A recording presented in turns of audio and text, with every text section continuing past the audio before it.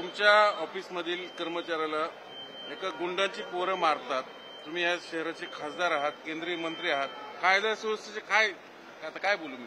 नाही, सगळ्यात पहिलं मी तुम्हाला हे स्पष्ट करतो की गेले 2 दिवस मी पुण्यामध्ये नव्हतो आणि 2 दिवसापूर्वी हा सगळा प्रकार घडलाय. दुसरं, देवेंद्र जोग नावाचा जो आमचा कार्यकर्ता आहे, एकतर तो माझ्या ऑफिसमध्ये काम करत नाही, तो माझं सोशल मीडिया काही पाहत नाही. म्हणजे पहिलं हे क्लिअर करतो की तो माझ्या ऑफिसमध्ये कामाला नाही, पण तो आमचा भारतीय जनता पार्टीचा एक कार्यकर्ता आहे. गेले अनेक वर्ष तो पार्टीत काम करतो आणि कोथरूडमध्ये कुठेतरी एका चौकात जायला जागा मिळाली नाही, गाड्या होत्या, ट्रॅफिक होतं, म्हणून त्यांनी विचारणा केली, म्हणून त्याला बेदम मारहाण झाली. आणि जेव्हा मला हे समजलं, मी पोलिसांशी बोललोय. शेवटी देवेंद्र असो अथवा कुठलाही पुणेकर असो, माझ्या शहरात हे असं काही चालू मी देणार नाही. कोणी असलं तरी जर चुकी झाली असेल तर पोलिसांना सांगितलंय, जे काय 4 लोक होते त्यांना पकडलं पाहिजे, त्यांच्यावर गुन्हे दाखल झाले पाहिजेत. मला वाटतं काही लोकांना पकडले, पण मी गुजरात आणि दिल्लीच्या दौऱ्यावरती होतो, त्यामुळे काही लोकांना पकडले. पण माझी हीच भावना आहे, अगदी सुशिक्षित मुलगा, IT इंजिनियर, आणि कुठंतरी फक्त ट्रॅफिकमध्ये जागा नाही जायला म्हणून विचारणा केली म्हणून मारहाण होती. तर मी असं म्हणेन की देवेंद्र नाही, पुण्यातला माझ्या कुठल्याही भागातला जरी एखादा तरुण असा असेल, नागरिक असेल, तर त्यासाठी सुद्धा तीच कडक भूमिका पोलिसांनी घेतली पाहिजे आणि मी त्यासाठी कायम आग्रह राहीन. आजही माझं तेच म्हणणं आहे की जे कोणी त्याच्यात समावेश ज्यांचा आहे, जे सहभागी होते, ते सगळ्यांना पोलिसांनी कुणालाही सोडू नये आणि अशा लोकांसाठी वाचवायला जर कोणी येत असेल तर त्यांनाही पोलिसांनी सोडू नये. आणि ते जे टोळीचे जे रील्स आहेत आजही व्हायरल होतात. आयुक्तांनी इथं चार्ज घेतल्यानंतर त्यांची ओळख परत केली, खूप वाहवा झाली, पण आजही ती टोळी त्यांचे रील्स व्हायरल करते आणि खंडणीची वसुलीचे प्रकार सुरू आहेत. पुणे पोलिसांनी खरं तर हे आत्मपरीक्षण आता केलं पाहिजे. पुण्यासारख्या शहरात, जसं तुम्ही आता मला प्रश्न विचारलात की रील्सचा विषय, पुणे शहरात सोशल मीडियावरती आपण अनेक जणांचे रील्स बघतोय, फोटो बघतो, काय काय बघतोय. मला असं वाटतं पुणे पोलिसांनी याचं आत्मपरीक्षण केलं पाहिजे. शहराची संस्कृती वेगळी आहे, माझ्या पुण्याचं नाव खराब झालं नाही पाहिजे, ही पोलिसांची जबाबदारी आहे. आता जर हे चालत राहिलं, शेवटी नवीन पिढीने काय घ्यायचं? आमच्या तरुण पिढीनी, नवीन पिढीनी हे घ्यायचं, हे रील्स बघायचे, याचं अनुकरण करायचं.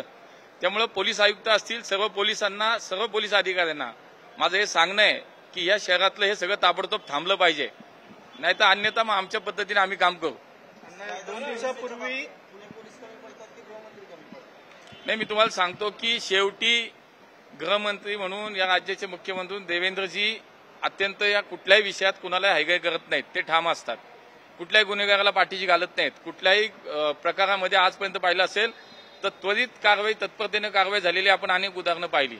अगदी पुण्यातल्या पोर्शे प्रकरणापासून पुण्यातल्या अंमली पदार्थ विरोधात कारवाईच्या विषयात सुद्धा. त्यामुळे देवेंद्रजी अत्यंत, मला सुद्धा या विषयात फोन आला त्यांचा. त्यामुळे मला असं वाटतं की पोलीस आधी ज्या पद्धतीने त्यांनी काम केलं पाहिजे ते आम्ही पाहतोय. त्यामुळे कुणीही सुटता कामा नये. जो कुणी असेल, कुठेही शहरात कुठल्याही भागामध्ये पुणेकरांना आता त्रास नाही झाला पाहिजे. कोणी, शेवटी मी म्हणालो तसं, हा काही एका कार्यकर्त्याचा विषय नाही, हे सर्वसामान्य पुणेकरांचा विषय. आणि तुम्ही विचारलं तसं सोशल मीडियावरती जे चाललंय, हे पुणे पोलीस काय डोळे बंद करून बसलेत का?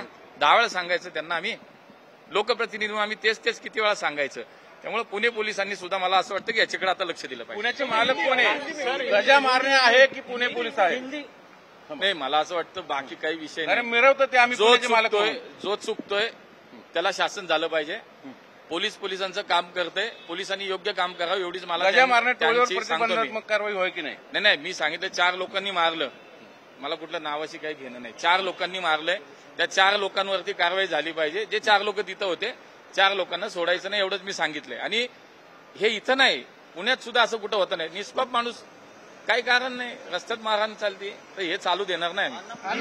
पोलिसांनाही मारलं, पोलिसांनाही मारलं आणि ते प्रकरण दाबण्याचा प्रयत्न झाला. हे सगळं परवा दिवशीची घटना आहे. हे वेगळं आहे, हे वेगळं आहे.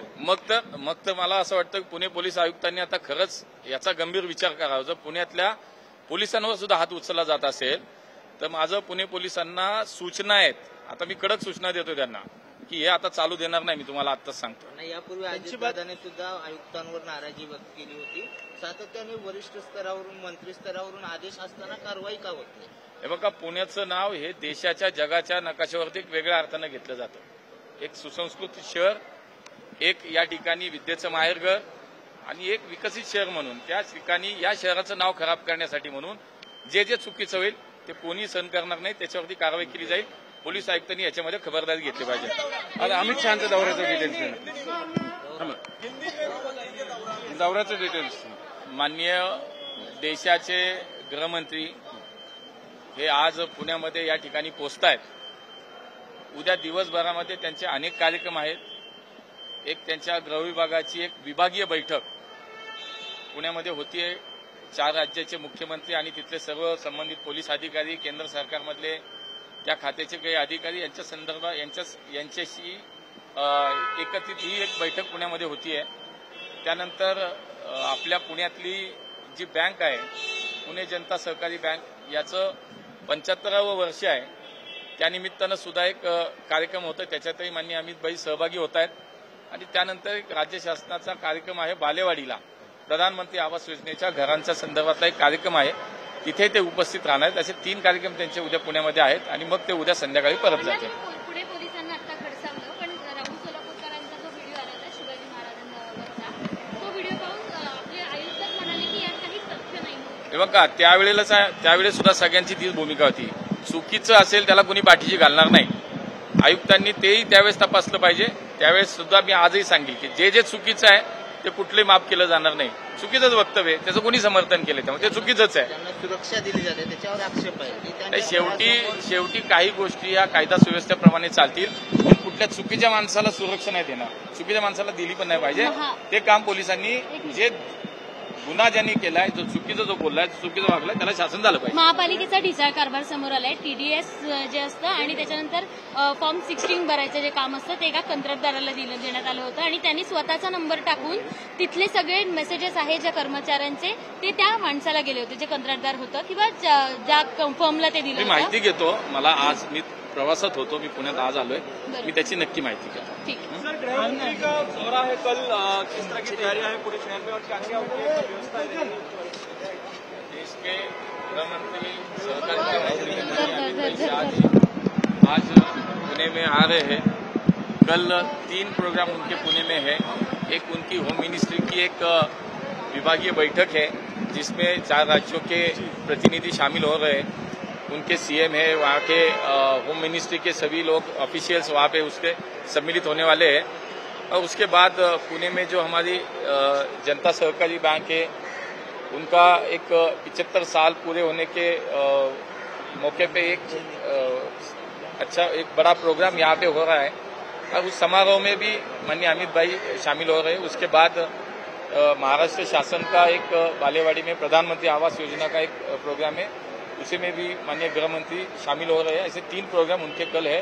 कल शाम को वो वापस दिल्ली जाएंगे. सर, पुणे सिटी में जो स्ट्रीट क्राइम है वो रुकते हुए नजर नहीं आ रहे हैं. आपको जो खबर है, जो पिछली घटना हुई है उसमें आपके ऑफिस का भी एक कर्मचारी था जिसके साथ में हादसा नहीं, हुआ. पहली बार मैं तो ये क्लियर करना चाहूंगा कि ये जो व्यक्ति था ये हमारा कार्यकर्ता है, तो मेरे ऑफिस में काम नहीं करता है, वो मेरी किसी सोशल मीडिया में काम नहीं करता है. एक भाजपा का कार्यकर्ता है और उसको जिस तरह से पीटा गया है तो बिल्कुल गलत है. मैंने पुलिस से भी उसकी तहकीकात करने के लिए बोला है. कुछ लोगों पे मुझे लगता है कि ये भी दर्ज किया है, केस दर्ज भी किया है. और कुछ ऐसे मैं बोलता कि ऐसे इस कार्यकर्ता के बारे में नहीं, पुणे में किसी भी तरह से ऐसे वारदातें होती है तो गलत है. पुलिस ने कड़ी एक्शन लेनी चाहिए. मैं पुलिस से बात भी किया है, मैंने बात की है. और मुझे लगता है कि पुणे का जो हमारा एक अच्छा नाम पूरे देश में है और इस वजह से यहाँ पे ऐसी कोई भी गलत बात हम सह नहीं पाएंगे. और कोई भी गलत बातें होती है तो पुलिस के उसका जवाब भी देना पड़ेगा. स्ट्रीट क्राइम कंट्रोल नहीं हो रहा है, आपको लग रहा है पुलिस कहीं ना कहीं कम बढ़ रही है? क्योंकि आए दिनों जो स्ट्रीट क्राइम की घटनाएं वो सामने आती रहती है. क्या आपके निर्देश रहेंगे पुलिस कमिश्नर? नहीं, मैंने पुलिस कमिश्नर जी से बात भी की है कि ऐसी वारदातें बार बार पुणे में हो रही है, तो इसके लिए आपको बंदोबस्त करना चाहिए. जो कोई लोग उसमें शामिल है उन पर कड़ी कार्रवाई करनी चाहिए, सख्त कार्रवाई करनी चाहिए.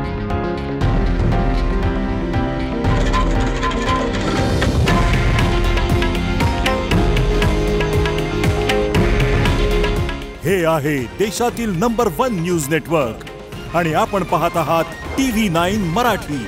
काळजी तुमची, हित महाराष्ट्राचं.